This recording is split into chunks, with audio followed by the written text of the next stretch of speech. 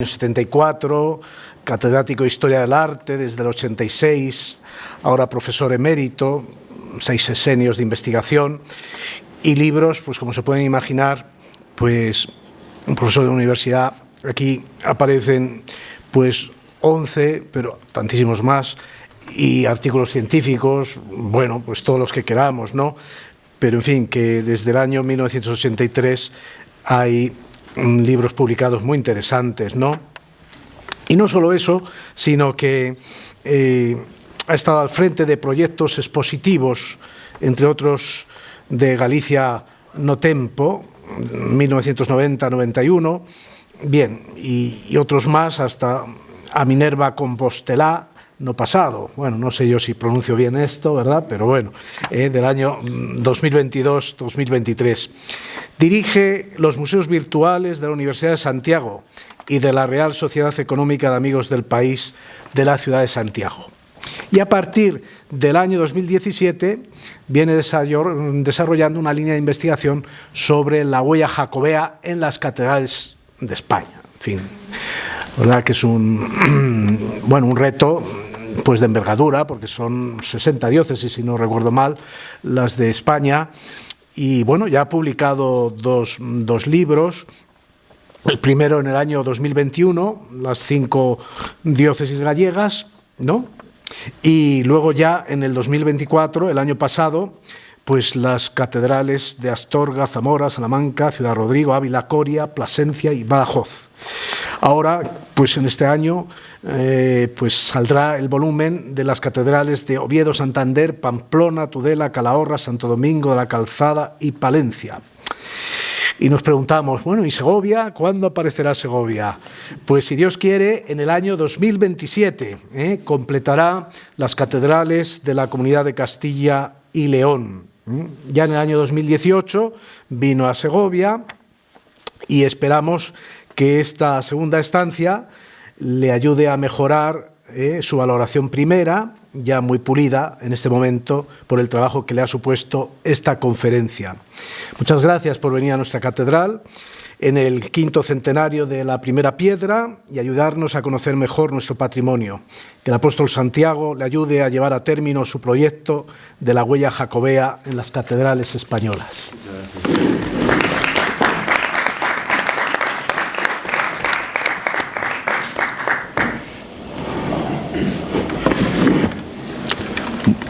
Bueno, pues muy buenas tardes. Encantado de estar aquí en Segovia y de estar con todos ustedes para hablar de Santiago el Mayor, el apóstol Santiago el Mayor, en la Catedral de Segovia, que es de lo que se trata. Ante todo, mis agradecimientos pues, a don Rafael de Arcos, el deán de la Catedral, que fue quien me invitó a venir, a don José Miguel Espinosa, que me acaba de presentar y que me ha acogido con todo el cariño del mundo. Ha estado conmigo prácticamente desde que he llegado aquí a Segovia.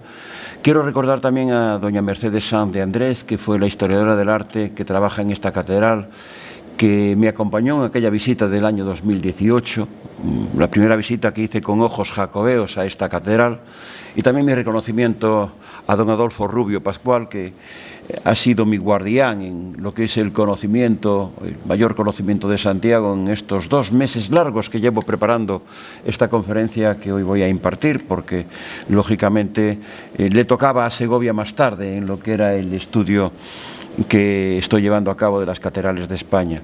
Y también mi reconocimiento al trabajo de Paloma Sánchez González, que ha sido la restauradora, que ha estado al frente de lo que ha sido pues ese trabajo muy bien llevado a cabo de la capilla de Santiago en esta catedral que se ha inaugurado recientemente. Decirles que mi trabajo a nivel de investigación con respecto a lo jacobeo pues viene de muy atrás. Quizás mi primer artículo sobre Santiago, el culto jacobeo, sea del año 78, o sea que han pasado casi 50 años, ¿no? Pero desde hace 25 pues he hecho una una aproximación mayor al tema de Santiago, publicando libros sobre la Catedral de Santiago en el Barroco, sobre esos dos Santiagos que hay en Santiago, el mayor y el menor, sobre los secretos de la Catedral de Santiago, y últimamente estos dos de los que hablaba don José Miguel, que ya nos aproximan desde el año 2017 a ese tema que me propuse en el año 2017, que fue recorrer las catedrales de España buscando a Santiago, intentando ver hasta qué punto había una huella jacobea mayor o menor en las catedrales de España. Porque el culto jacobeo no es una cosa que sea propia de Galicia, ni mucho menos. Tiene una dimensión que abarca toda la cristiandad, que tiene una proyección fundamental en todo lo que es la península ibérica. Es una pena que ese mapa que les pongo ahí no asuma también lo que es el mundo portugués, porque también es muy jacobeo. Y en definitiva todas las comunidades autónomas de España tienen mayor o menor implicación en lo que es el mundo jacobeo, ¿no? Y todo esto está articulado en buena medida por lo que ven ustedes abajo en esta pantalla, que son los caminos de Santiago, ¿no? También ustedes aquí en Segovia tienen un camino de Santiago, el Camino de Madrid, y tienen una asociación de amigos del Camino de Santiago en Segovia, que por cierto es bastante o muy activa en lo que es el conocimiento y el reconocimiento de un camino que tiene aquí pues una de sus etapas y que lógicamente, por ser así, ha de pasar inevitablemente por esta catedral. Unas breves notas para introducirnos en el tema que les voy a hacer desde dos lugares y desde tres ubicaciones. Una desde Santo Domingo de la Calzada, una catedral en la plenitud del camino. Verán ustedes después por qué. Y dos en Santiago, una desde la custodia de la Catedral de Santiago, 1571-1573, en lo que es el basamento de la custodia, en una obra que reúne 6 escenas que nos llevan desde la elección de Santiago como apóstol hasta el tema del milagro de Santo Domingo de la Calzada, pasando por distintos episodios de la vida de Santiago y de los milagros de Santiago, ¿no? El otro lugar son los púlpitos de Santiago, los púlpitos de la Catedral de Santiago, quizás los mejores púlpitos del Renacimiento español, púlpito del Evangelio, púlpito de la Epístola. En el púlpito del Evangelio se repiten, hoy no es el caso entrar en ese tema, las escenas que hay en el basamento de la custodia de la Catedral de Santiago. De ahí vamos a partir, de lo que nos dicen en Santo Domingo de la Calzada, un par de capiteles corridos articulados por una figura central. En uno de ellos aparecen unos hombres en una barca, aparece en un lateral una figura que es Cristo llamando a los que están en esa barca, y ese mismo Cristo se gira hacia otra barca y en otra barca llama a otras figuras. ¿Ante qué estamos? Ante dos embarcaciones cuyos navegantes son llamados a ser apóstoles por parte del Señor. Primero a Pedro y a Andrés, y después a Santiago y a Juan. Y ahí en esas dos escenas se nos señala algo que es muy importante, y es el principio del apostolado. Normalmente cuando vemos un apostolado nos da la impresión de que todos los apóstoles son más o menos iguales, que lo que se representa son a 12 figuras, que pueden ser unos u otros, y no es así. Casi siempre, sobre todo en lo que es la ordenación de los más importantes, Pedro, Andrés, Santiago y Juan, son más reconocibles. Y esto viene del tiempo de la elección que aquí pretendo señalarles. Aquí tienen lo de Santo Domingo de la Calzada, la elección, y cómo este tema se repite también en esa custodia que les decía de la Catedral de Santiago y también en el púlpito de la Catedral de Santiago. Aparece ahí esa figura de Santiago lanzando ya su pierna fuera de la barca para ir detrás del Señor. Aquí tienen la escena en el púlpito como les estoy indicando.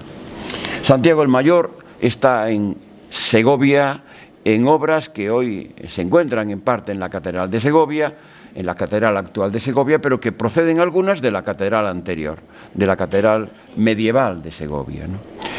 Es el caso, siglo XV, lo que es la puerta que lleva desde la Catedral hasta el claustro, esta puerta que se relaciona con Juan Guas, 1484, patrocinada por Isabel la Católica y que ha sido documentada, hecha con piedra de Casla, de Segovia, en lo que son estas esculturas que hay en la parte de abajo, por un escultor que tiene aquí su primera obra conocida y documentada, Sebastián de Almonacid, un escultor importante que trabajará por distintos lugares de esta parte central de la península ibérica.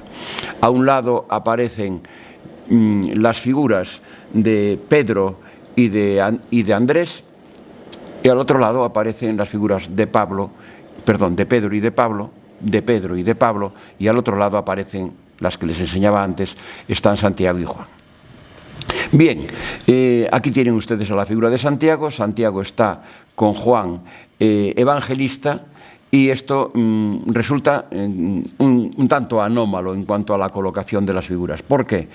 Son figuras que son movibles, y lo lógico sería que estuviesen a la entrada de la puerta, en la parte interior, las figuras de Pedro y Pablo como puertas que son de la iglesia. En tanto que las que deberían de estar hacia afuera son las de San Juan, el Bautista, y la de Santiago, las dos que están viendo aquí, colocando en un orden lógico, en una ordenación, digamos que jerárquicamente correcta, a San Juan a la derecha y a Santiago a la izquierda. Las figuras se han movido en un determinado momento y hoy están en una situación, como digo, anómala.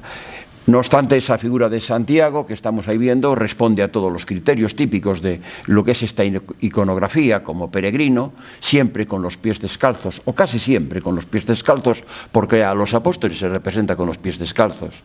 A veces llevan sandalias porque son peregrinos, pero el apostolado se representa con los pies descalzos, con el libro habitual, el bordón y el sombrero con la vieira característica. Aquí lo tienen. También encontramos a Santiago en la capa pluvial del terno de Juan Arias Dávila, un obispo de Segovia que muere en Roma en 1497, que es obispo aquí entre el 61 y el 97, y tenemos dos testimonios en esta catedral muy representativos del arte de su época y en las que aparece la figura de Santiago, en esa bordura, en esa cenefa que tiene este terno, pues aparece la figura de Santiago, aparece enfrente de San Juan, en tanto que abajo están Andrés y San Mateo y arriba están Pedro y Pablo.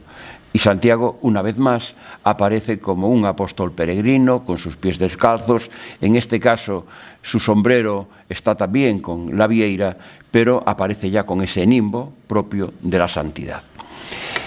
La otra obra a relacionar con Juan Arias Dávila es el ordinario de la misa, de un misal que hay de esta época, de finales del siglo XV, en donde nos encontramos con esa bellísima miniatura que hay en la parte alta, a la que merece la pena acercarse. Es así, la del ordinario de la misa del siglo XV del archivo de la Catedral de Segovia. Es curiosa esa ordenación que ahí se nos muestra. A la derecha del Señor está, como ven, recostado en la mesa la figura de Juan, y al lado está Santiago. Los dos a la derecha del Señor, en tanto que Pedro y Andrés han de estar al otro lado. Es curioso el cómo a Santiago se le representa con el sombrero característico de los peregrinos.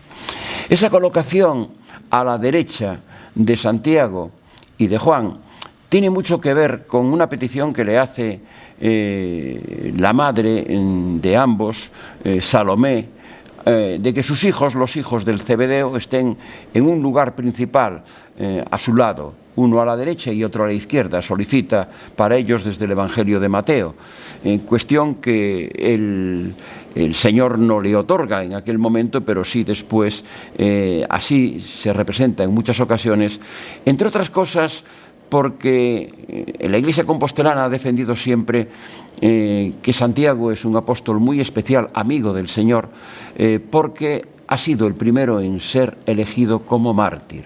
El primer apóstol martirizado es Santiago.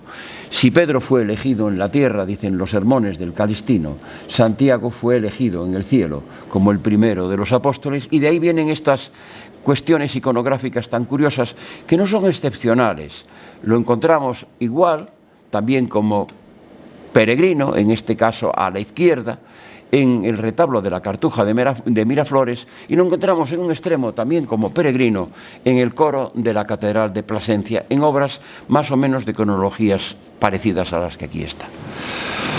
Don José Miguel, que ha hecho un magnífico libro sobre las vidrieras de la Catedral de Segovia, habla de esta estrella de la Capilla de Santiago, como obra, sin duda, de la catedral anterior, en donde aparece esa estrella de 12 puntas que quizás aluda al apostolado y que se relaciona con estos maestros, Juan de Valdivieso y Juan de Anguera, por los años 83-84 del siglo XV. También de la catedral anterior, hoy está en otra capilla, en la capilla de la Virgen de la Piedad, la capilla que tiene esa hermosísima obra de Juan de Juni. Pues en esa verja de la capilla, en la parte alta, aparece una imagen de Santiago. Es una reja hecha por Francisco de Salamanca en los primeros años del siglo XVI, después montada en ese lugar en los años medios del siglo XVI, y que tiene este curioso repertorio. En el centro, el Calvario. Está Cristo entre María y Juan. A un lado, a la derecha, están Andrés. Recuerden la prioridad que tiene Andrés después de Pedro, Andrés y Pablo. Y al otro lado están Juan Evangelista y está Santiago Apóstol, como pueden ver ahí. Aquí lo tienen. Santiago en la Catedral de Segovia hasta 1576. Sería la segunda parte de esta cuestión. Esto es anterior, de la catedral anterior. De este momento nos encontramos por los años 30 del siglo XVI, esta obra que últimamente está documentada como de un tal Juan Fernández, hecha hacia 1538, en donde se representa esa idea de la Asunción de la Virgen desde dos cantorales, en donde se representa la misma escena, con una serie de matices diferentes. Y de nuevo nos encontramos a un apostolado en la parte inferior y con esa representación tan curiosa de Cristo entre los ángeles músicos que están con distintos instrumentos musicales, como han estudiado Santiago Ruiz Torres y Pablo Zamarrón, un rabel, un cordófano, un aerófano, una lira. En definitiva, digamos que muy particularizado lo que es la parte musical. Y en la parte de abajo aparece esta representación que es muy curiosa, porque sobre el apostolado aparece ese cinturón que pueden ver ahí. Es el cinturón de la Virgen, es la Sacra Cíntola, es una devoción que parte de los evangelios apócrifos, en donde se dice lo siguiente: entonces el beatísimo Tomás fue llevado al monte de los Olivos y vio como el bienaventurado cuerpo se dirigía al cielo. Y prorrumpió en exclamación diciendo: Madre Santa, Madre Bendita, Madre Inmaculada, si he hallado gracia en este momento en el que puedo contemplarte, alegra a tu siervo y por tu misericordia ya te vas al cielo. Entonces el cinturón con que los apóstoles habían ceñido el Santísimo Cuerpo fue arrojado desde el cielo al bienaventurado Tomás. Al recibirlo lo besó y dando gracias a Dios regresó al valle de Josafat. Es una devoción que aparece de una manera bastante insistente, por cierto, en la Catedral de Salamanca, en donde se representa varias veces esta temática que estamos viendo aquí. Y como pueden ver, en la parte inferior aparecen en lugares prioritarios Pedro y Juan, y a sus lados han de aparecer Santiago y San Andrés. Aquí los tienen, a un lado y al otro, caracterizados de formas más o menos parejas en ambos casos. Hay a veces figuras que pueden parecer jacobeas y no lo son. Hay dos casos en las vidrieras, estudiadas por don José Miguel, en donde aparece esta representación del caballero sobre un caballo, que en un caso aparece sobre esta idea de la aparición, esta imagen de la aparición de Dios en Mambré, y otra aparece sobre las dudas, sobre las tentaciones de Cristo. ¿Cómo entender esta imagen? Evidentemente esta no es una imagen jacobea. Es una imagen que hay que entender desde textos del Antiguo Testamento, muy posiblemente. Quizás la interpretación esté desde el Deuteronomio, esté desde los Proverbios, esté desde Jeremías, desde algún salmo. Hay un artículo de Laura Rodríguez Peinado que nos ofrece distintas cauces para la interpretación de lo que puede ser este caballero que ahí está presente. Sí, en cambio, podemos decir que sí está Santiago de una manera particularizada en otras escenas de estos vitrales maravillosísimos que tiene la Catedral de Segovia del siglo XVI. En escenas como la de la pecadora perdonada está un apostolado detrás, y en ese apostolado aparece la figura de Santiago dirigiendo una de sus manos hacia el cielo, ¿no? También aparece en esta escena el apostolado, en esta escena de la entrada de Jesús en Jerusalén. Tengo que decir que hay una serie de catedrales españolas, la Catedral de Oviedo y la Catedral de Salamanca, en sus respectivos retablos mayores, en donde se hace, digamos que una particularización en escenas de esta índola muy similar a la que se hace aquí en Segovia. Aquí, en este caso, desde el mundo de los vitrales, en el caso de Salamanca desde la pintura, en el caso de Oviedo desde la escultura. Pero hay, digamos que en ese apostolado, siempre entre los más cercanos, entre los preferidos, entre los más identificables, la figura de Santiago. Lo mismo sucede, por ejemplo, en esta escena de lo que es la Santa Cena. En la Santa Cena, la figura de Santiago es esa figura monumental que aparece al lado de la de San Juan, su hermano, igual que en la iconografía que hemos visto antes, al lado del Señor, los dos a su derecha. Y aquí lo tienen, esa figura asombrosa que dirige las manos hacia lo alto. Y también, por supuesto, ahí no hay duda ninguna, en lo que es la escena de la oración en el huerto, que tiene ese maravillosísimo fondo en donde se ve la puerta por la que Judas está llevando a las gentes para prender a Jesús, y en la parte primera es donde aparece los apóstoles con la figura del Señor en una posición intermedia. Ahí está Santiago con su hermano Juan, y en un primer plano, con esa espada que ha de cortar la oreja de Malco, está la figura de Pedro. Caras muy representativas, muy identificables. Si ustedes recogen esta cara que hay aquí de Santiago y la comparan con una de las caras que hay en la entrada de Jesús en Jerusalén, verán una cercanía realmente significativa. Otra pieza también en donde hay una oración en el huerto es en esta sacra de la consagración, que ha donado un arcediano de la Catedral de Segovia, a Alonso de Rojas, a la Catedral de Segovia, una de las grandes piezas de orfebrería que se guardan en esta catedral. Dice esto: este retablo dio el muy ilustre señor don Alonso de Rojas, capellán mayor de la Real Capilla de Granada, canónigo de Toledo. Esta familia era de Toledo, los Rojas eran de Toledo, y arcediano de esta de Santa de Segovia, y más dotó 4 hachas que ardan en la misa mayor cada día en esta iglesia, desde los santos hasta haber consumido el Santísimo Sacramento, año de 1575. Es una pieza relativamente estudiada, que necesita más estudio.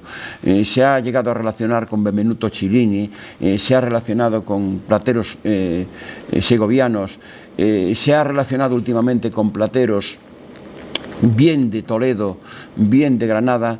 Lo más probable es que esta pieza sea de origen toledano, pero quizás levantando alguna de esas placas que tiene añadidas se encuentren las marcas que hoy no conocemos para poder identificarla debidamente. Aquí está la escena de la oración en el huerto, en un lateral, en donde obviamente está la figura de Santiago.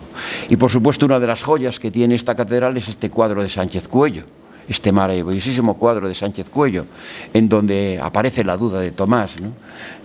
Ahí, a la izquierda de Cristo, se ven en línea, diríamoslo así, los 4 elegidos, ¿no? En primer lugar, en este caso Andrés, Pedro, Juan y Santiago, los 4 ahí identificados.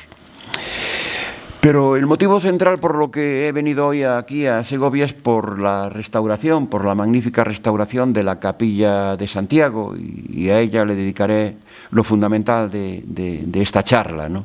Como ustedes saben, es la primera del lado de la epístola, inmediata al claustro, después de pasar la zona del crucero. Y es una capilla que tiene antecedentes en lo que es el mundo de los caballeros de la Orden de Santiago, vinculado al mundo de las catedrales. Tiene un ejemplo, digamos que de excelencia, un precedente en la Catedral de Toledo, con la capilla funeraria de Álvaro de Luna, condestable de Castilla, maestre de la Orden de Santiago, en donde nos encontramos con un retablo y unas tumbas, digamos que ante un altar en donde la devoción a Santiago es principal, ¿no? Pues algo así se hace también aquí en Segovia, en esta capilla que está ahora primorosamente pues restaurada en su totalidad, y que debe su principio como capilla de Santiago a este caballero, Francisco Gutiérrez de Cuéllar, sobrino de un inquisidor, Fernando de Valdés, caballero de Santiago, de ahí le viene un poco su relación, o mucho su relación con la Orden de Santiago, caballero de la Orden de Santiago, procurador general y contador mayor, teniente de la Contaduría Mayor de Hacienda de Felipe II, nada más y nada menos. Es muy interesante entrar en lo que ha sido, digamos que la intimidad de este personaje para entender la capilla, para entender el retablo de la capilla. ¿Por qué? Porque su mujer, doña Tomé de Bernardo, renunció al patronazgo de la capilla. Él se lo ofreció, pero ella no lo quiso. Entonces, digamos que quedó excluida de lo que es su presencia en la capilla. Dejó el mayorazgo a un sobrino. Él se murió en el 81 y el sobrino se murió 5 años después, en el 86. Con lo cual, digamos que el destino de la capilla quedó en manos de testamentarios, de personas que tenían que desarrollar su testamento. Y lo hicieron muy bien, porque francamente llevaron a cabo toda una labor que se hizo 10, 20, hasta 30 años después de muerto el caballero del que estamos hablando. Fundó 2 capellanías y fue enterrado al día siguiente, lo cual no es muy normal, al día siguiente de su fallecimiento en la propia capilla. En aquel momento en la capilla no había todavía cripta, hay que decirlo así, ¿no? En el suelo de la capilla. Él en su vida ya había encargado una imagen a Génova, a Italia, a Horacio Castellino, que fue estofada por Antonio Trenta en el año 78, 1578, y que después en la parte del sombrero sería, porque estaba deteriorado, sería realizado por otro escultor, Juan Jiménez. Tal como está la fotografía, la están viendo ustedes como estaba de sucia en el año 2018, que fue cuando hice yo esta fotografía. Si la ven hoy está absolutamente primorosa, limpia esta escultura, como todo el retablo. Es una figura bastante hierática, con un bordón un tanto anodino, una figura, en principio, que ha sido muy bien documentada por una estudiosa italiana, Faustina Franchini, que encontró la documentación original que acredita esta venida a España de una pieza de este estilo. No es extraño en este tiempo que vengan piezas de Italia a España por la presencia tan importante que tiene España en Italia. Una de las cosas asombrosas de lo que ha sido esta restauración fue la recuperación de lo que es 2 espacios que hay subterráneos en esta capilla.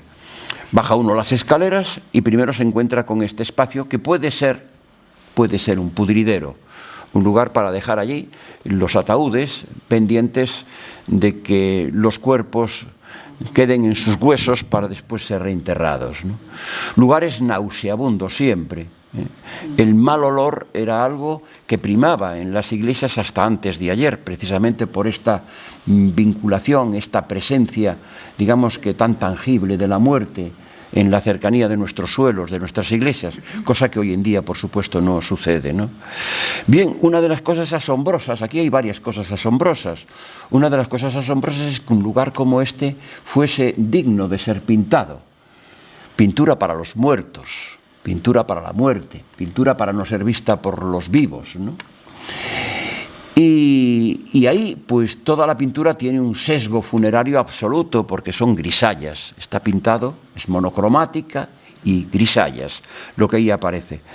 Y ya vemos pintura al fondo y vemos pintura en la cubierta, que han sido recuperadas. En el centro de la parte del fondo del testero de este espacio aparece un crucificado, el resto de un crucificado.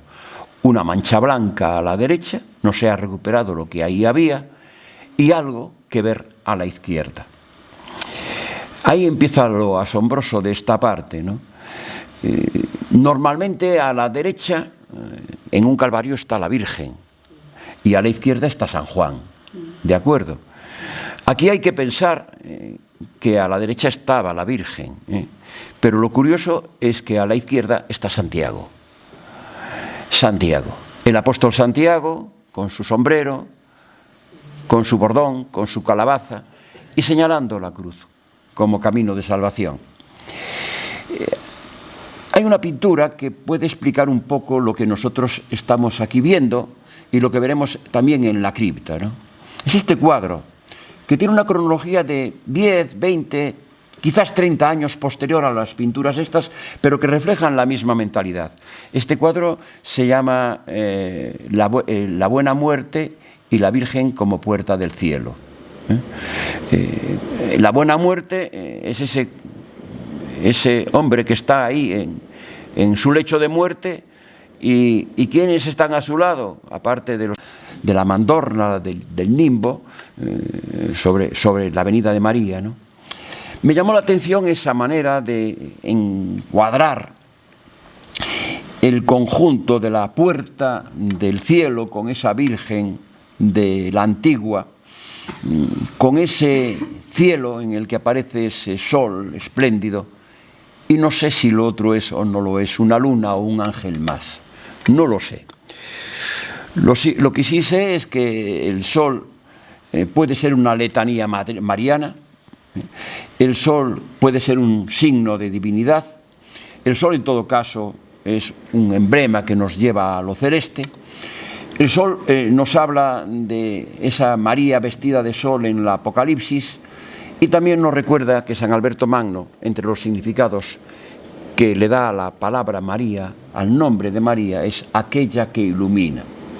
Todo eso puede estar detrás de una imagen del sol como la que ahí aparece. Hay un libro, un artículo, mejor dicho, de Labrador y de Medianero sobre la iconología del sol y de la luna, que da muchas pistas de por dónde puede ir una temática como esta. Incluso en temas marianos nos llegan a relacionar con los cultos a la Asunción y a la coronación de María.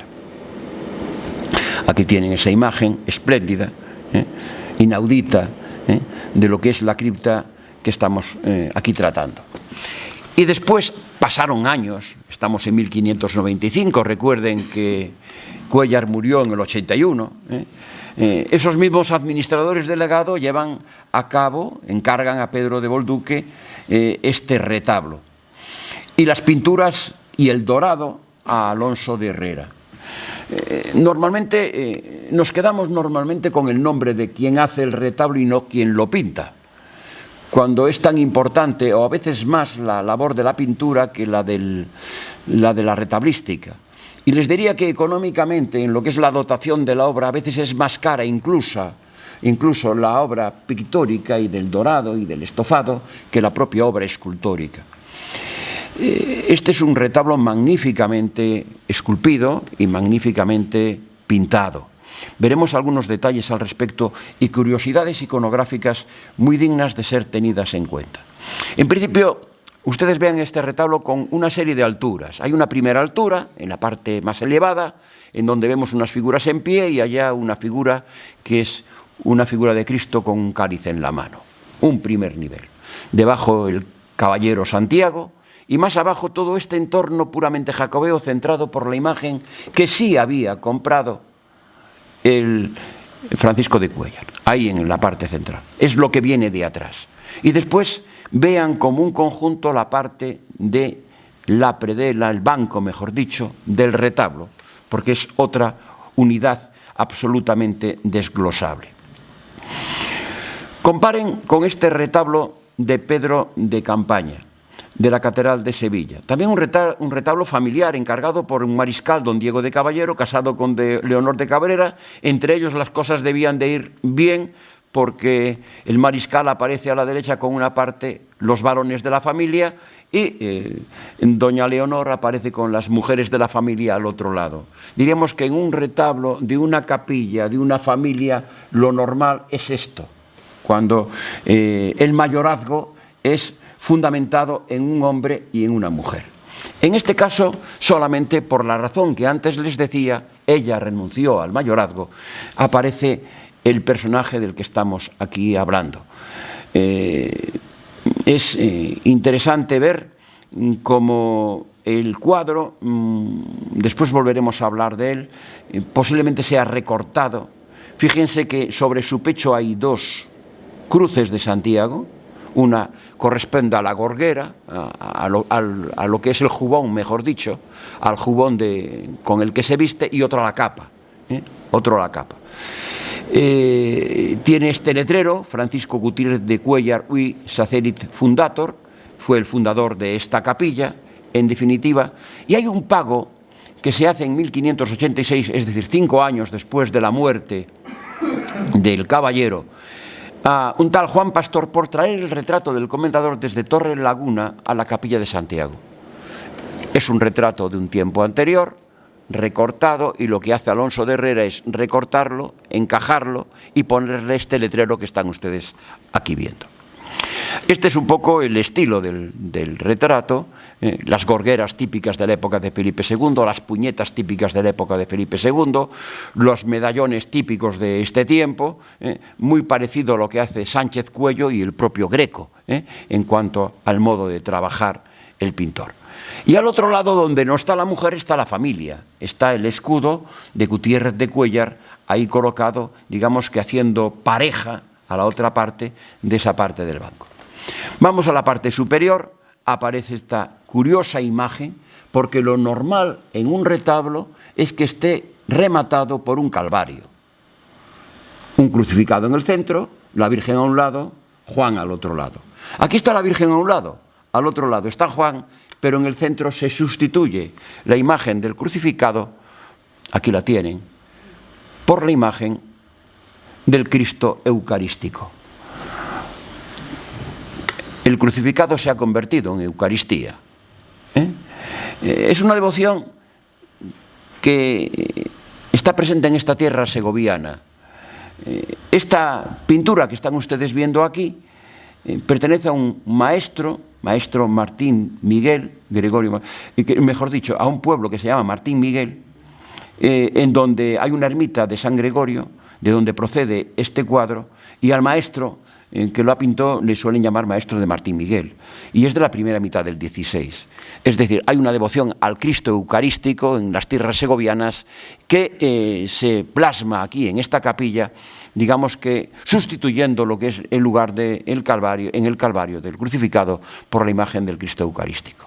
Después viene la imagen del caballero, Santiago, en clavijo, rodeado por ángeles putis que llevan en sus manos instrumentos que tienen que ver con el mundo bélico, y en definitiva, en este caso, la representación es la de un guerrero, en una imagen asombrosa. Si ustedes se acercan a la capilla, verán cómo estamos ante un alto relieve absoluto. Las figuras sobresalen de la base del alma del retablo muchísimo, y llegan a una particularización tanto en lo que es la escultura como la policromía y la pintura digna de todo encomio, como pueden ver ahí.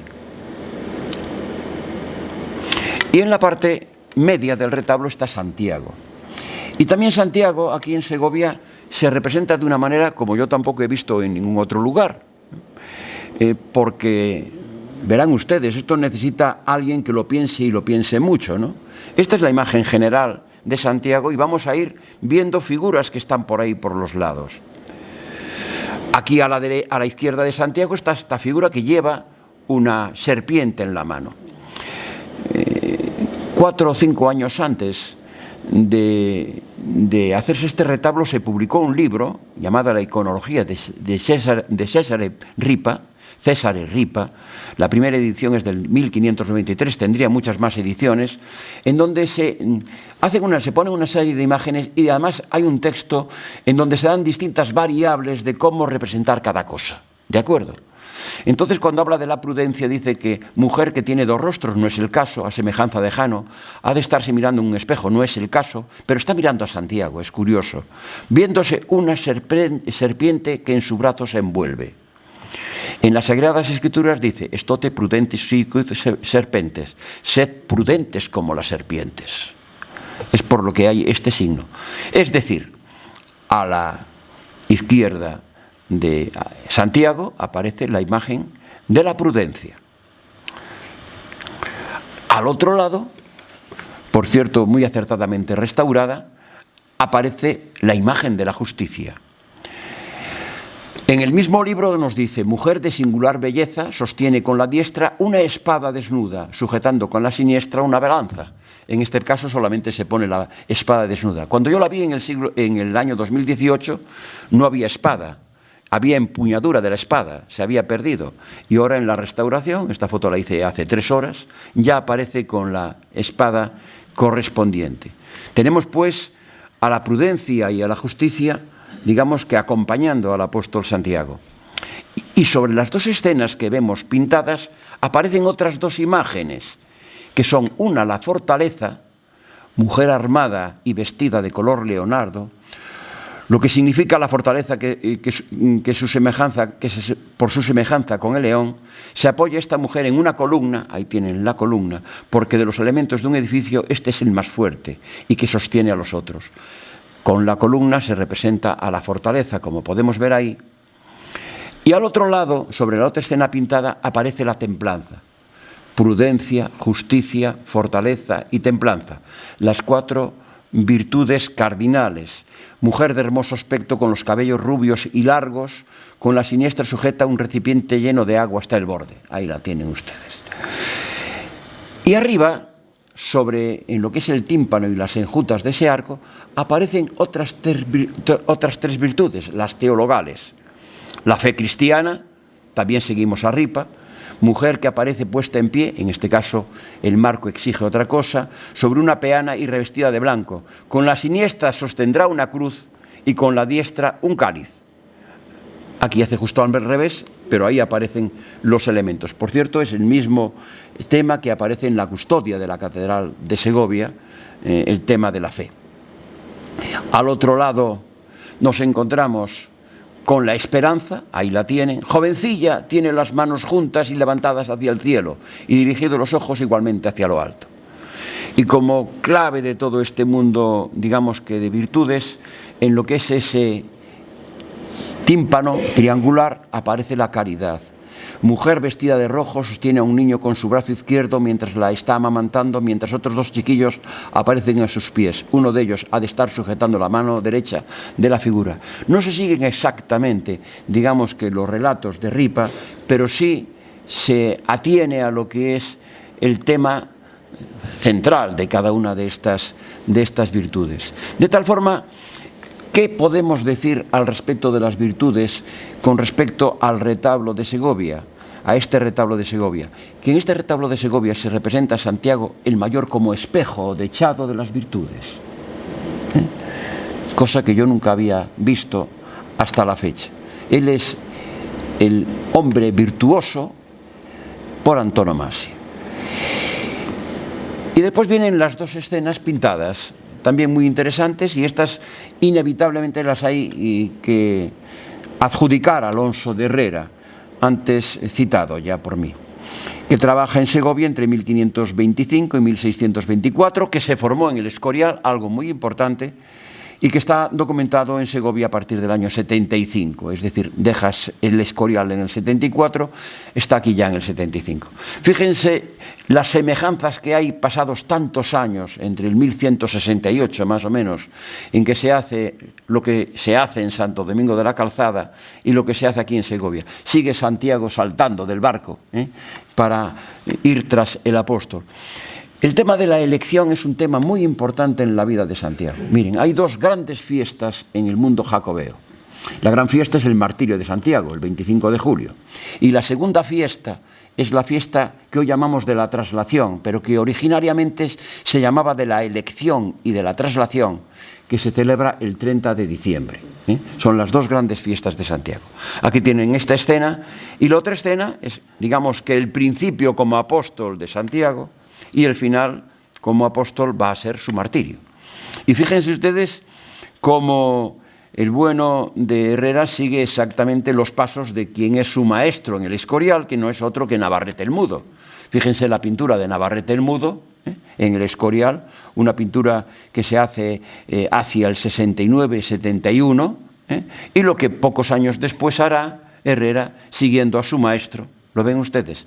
Cambiando cosas, pero en definitiva siguiendo a su maestro aquí en su obra segoviana. Y viene la tercera parte, también apasionante a la hora de entenderla, ¿no? Porque es la que nos habla de la tierra, la que nos habla del enterramiento, ¿no? Y nos habla desde el propio enterramiento de Santiago, desde eso que se llama la traslación.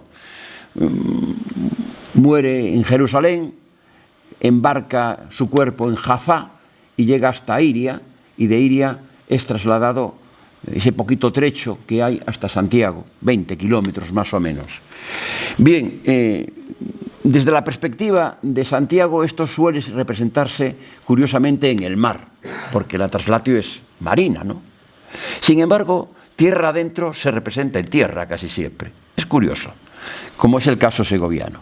Aquí tienen el traslado de Santiago desde Jaffa hasta Galicia, que digamos que se recrea de una manera absoluta, sobre todo es una narración que tiene sus textos más antiguos en el siglo X, finales del X, pero que es en el siglo XIII cuando con la leyenda áurea digamos que adquiere todo su vigor, ¿no? Aquí tienen cómo se hace en Santiago, curiosamente se duplica la escena, ¿por qué? Para marcar el inicio y la partida, el inicio y la llegada.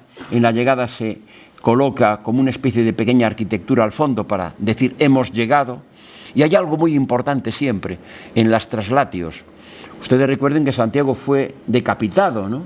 Con lo cual en Jerusalén se considera que la cabeza de Santiago se quedó allí. Y hay culto a la cabeza de Santiago en Jerusalén, cosa que no admite la Iglesia compostelana, que cree que todo su cuerpo entero ha venido a Compostela, de tal forma que siempre se empeñan de una u otra manera, mira, aquí se coloca sobre el cuerpo, se empeñan en colocar la cabeza de Santiago para demostrar que está aquí todo el cuerpo de Santiago.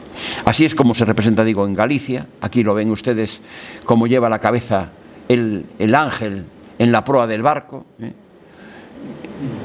Aquí tienen las dos representaciones, como se ve en la inferior, esa arquitectura de se está llegando a la tierra de Iria, a Finisterre, y aquí tienen ustedes distintas escenas en donde se muestra la traslación y se las enseño sencillamente para manifestar la diferencia segoviana, ¿no? Hacia 1500, en la zona aragonesa, Martín Bernat la representa con dos discípulos, Teodoro y Atanasio, que son los que están enterrados al lado de Santiago. El maestro de Astorga, es decir, un poquito más adelante en el camino, siguiendo una epístola de Traslatione Santi Jacobi, que se adjudica al Papa León, pues se colocan tres discípulos que tienen sus nombres en esta epístola: Torcuato, Tisifons y Anastasio. Y en Felipe Bigarni, en Burgos, nos la representa de nuevo con dos. Es digamos que la manera más corriente de representar a Santiago con dos, Teodoro y Atanasio. En el caso segoviano se representa con siete, ni más ni menos que con 7. ¿Por qué? Porque son los 7 varones apostólicos. Cristo tuvo 12 apóstoles. Santiago tuvo 12 discípulos. Esto lo dice el Códice Calistino. De sus 12 discípulos, 3 se quedaron en Jerusalén. 2 vinieron con él a Santiago, Teodoro y Atanasio.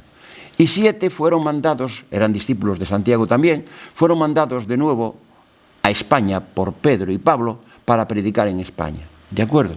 Entonces aquí lo que se representa es llevando al cuerpo del apóstol los 7 varones apostólicos. ¿De acuerdo?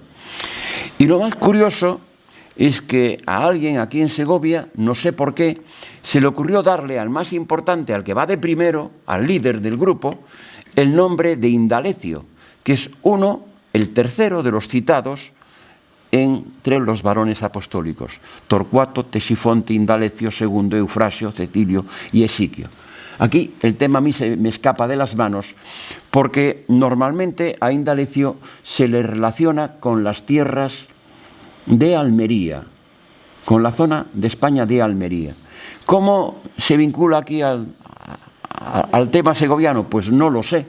Posiblemente alguna razón tendrían estos comitentes, estos testamentarios a los que antes hacía referencia, para señalarlo así. La policromía es preciosa. Fíjense ustedes cómo detrás aparece la reina Lupa en su palacio, cómo se representa a un lado el monte Licino, que es el monte Pico Sacro, se le llama hoy, el monte en el que fueron a buscar los bueyes, los que después fueron bueyes, que eran toros salvajes, para llevar el cuerpo del apóstol. En definitiva, un trabajo primoroso que ha quedado ahora de una forma realmente excelsa. Es curioso cómo en la representación segoviana se añade un matiz a lo que es la traslatio, y es que sobre el carro se coloca el arca marmórica, el arca de mármol sobre el que supuestamente, o en el que supuestamente se depositó al apóstol. Esta representación del arca marmórica es también algo muy curioso. Y por supuesto, como iglesia española que es la iglesia segoviana, no renuncia ni más ni menos a la cabeza de Santiago. Ahí está bien colocada, como debe ser, ¿no? ¿Por qué les pongo esta imagen? Para que ustedes vean cómo ese último y más inmediato, más terrenal nivel del retablo, el inferior, se dedica a la muerte. Esa leyenda de prodifuntis, de altar privilegiado para difuntos, está perfectamente significado abajo. El enterramiento de Santiago es al que se adjunta de alguna forma el enterramiento del fundador, y el de la propia familia que está al otro lado señalada, ¿no?, en esta parte inferior del retablo. La reja también es importante, 1594, Juan de Salamanca, con un dorado muy bueno de Juan del Río, también ahora recuperado, 1609, en donde también hay iconografía jacobea, porque ahí aparecen, aparte de la vieira, ahí está la datación, 1609, pero aparecen también un Santiago caballero hacia un lado, y hacia el otro lado aparece un Santiago peregrino, como ustedes pueden ver, esto hacia el interior, la otra hacia lo que es la nave de la iglesia. En algunas partes también aparecen vieiras, como pueden ahí ver, que nos hablan de que esto tiene que ver y mucho con el mundo de la peregrinación. Porque en definitiva, el mundo de la peregrinación se inicia, ¿saben ustedes dónde? En la puerta de la casa de cada uno. Ahí es donde se inicia realmente el mundo de la peregrinación a cualquier lugar al que se vaya, ¿no? Y las pinturas también han sido ahora perfectamente, digamos que rehechas, repintadas en lo que era necesario, restauradas, y han quedado espléndidas. Aquí están como estaban en el año 2018, hoy en día nada tiene que ver porque se ha cubierto de pintura prácticamente todo lo que aquí podemos ver. No vamos a seguir demasiado para no cansarles, decirles que en el siglo XVII la historia sigue y ustedes pueden seguir buscando a Santiago por la Catedral de Segovia. En este retablo que está en la Capilla del Santísimo, hoy me llevé la sorpresa paseando por la catedral de que en la parte del banco del retablo aparecen las 4 cruces de las 4 órdenes militares españolas: Calatrava, Montesa, la de Santiago y la de Alcántara. Pues bien, de las 4, la que está en lugar principal es la de Santiago, que es la que está a la derecha del lugar supuestamente en donde debía estar ubicado el sagrario de este retablo. Ahí está la cruz de Santiago. Y Santiago está representado en el segundo cuerpo de este retablo como un Santiago peregrino, que está evidentemente en este estado de conservación en este momento. Ojalá lo veamos ya restaurado dentro de un año o así, en esta labor ejemplar que está llevando la Catedral de Segovia de sucesivas restauraciones, y seguramente es muy probable que ahí nos encontremos una vez más con una obra de Alonso de Herrera. No me extrañaría nada que así fuese. Por supuesto, en otras escenas, la curación del hidrópico, esta escena también de la ascensión, o esta otra escena, aquí tienen a la imagen posiblemente de Santiago ahí en la parte central. Hay cuestiones a veces para identificar a los apóstoles, a Santiago en concreto, que son muy curiosas. Muchas veces lleva una túnica e incluso un manto verde, porque desde el Códice Calistino a Santiago se le relaciona con la esperanza. con la idea de la esperanza, y verde es el color de la esperanza. Muchas veces lleva él un manto rojo, para destacar precisamente que él fue el primero entre los apóstoles como mártir. Ese pequeño tipo de símbolos que hoy en día a nosotros nos pasan desapercibidos, están implícitos en este tipo de imágenes que aquí estamos viendo. Por supuesto, en la escena de Pentecostés puede estar en lo que es la dormición de la Virgen, una escena también preciosa, la expulsión de un demonio del mudo, la curación de la suegra de Pedro, escenas en las que está acreditada la presencia en mayor o menor grado de un apostolado, ¿de acuerdo? La hemorroísa. Así pues, yo les animo a que busquen a Santiago por los vitrales de esta catedral. Ahora, si no tienen el primer ejemplar del libro de don José Miguel, ya pueden comprar la segunda edición, que tiene todos estos vitrales y ahí los pueden ver. Y decirles que antes o después, si Dios quiere, en un proyecto como el que estamos llevando a cabo de Jacobus, ojalá podamos hacer con la ayuda de personas como Adolfo, de don José Miguel y demás, un museo virtual de las catedrales de España en que esté debidamente representada la Catedral de Segovia. ¿Por qué? Porque cuando se enseña la Catedral de Segovia se puede enseñar de muchas maneras, de infinitas maneras, pero quizás una más, no digo que la más importante, quizás la menos, pero una más, sea enseñar a Santiago en la Catedral de Segovia, ¿no? Y lo que les he dicho hoy pues puede valer para generar un circuito que enseñe a Santiago en la Catedral de Segovia y que sea punto de partida para unos materiales y que sea incluso también punto de llegada para unos peregrinos que posiblemente pasen por aquí y que encuentren a Santiago antes de llegar a Santiago, lo cual es muy saludable.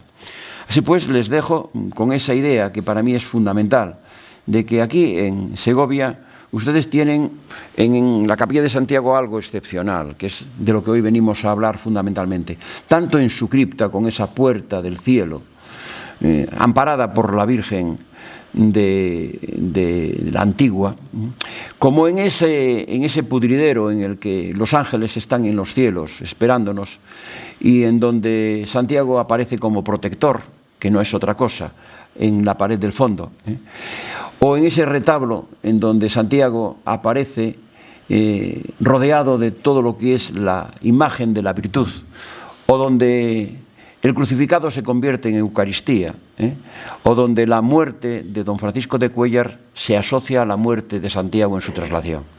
Y nada más les tengo que decir hoy. Muchas gracias.